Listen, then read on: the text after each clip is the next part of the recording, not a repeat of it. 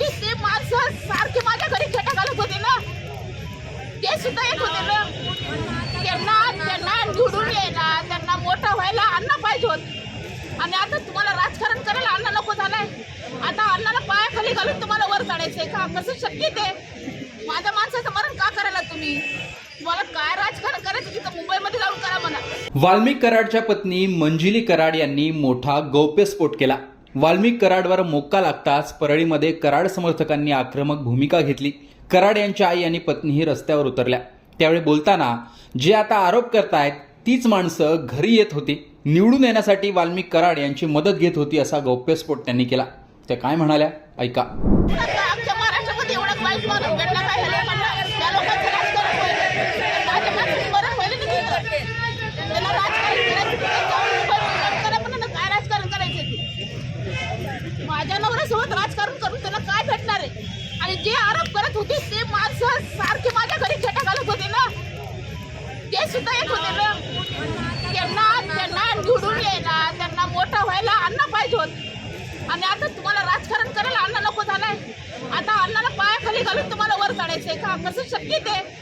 माझ्या माणसाचं मरण का करायला तुम्ही? मला काय राजकारण करायचं तिथं मुंबईमध्ये जाऊन करा म्हणा. आज महिना झाला आम्ही बघालो, हे केलं ते केलं ते केलं, काय सबूत देत काय प्रूफ दाखवून आम्हाला आम्ही ज्या झालं ते दमालिया वगैरे म्हणती फेसबुकवर बघून माझ्या फोटो काढून दिला. कसं फरक आहे घेतलं माझ्या पोरांच्या? कुणी अधिकार दिले तर माझ्या पोरांचे फोटो काढून हे करायचं?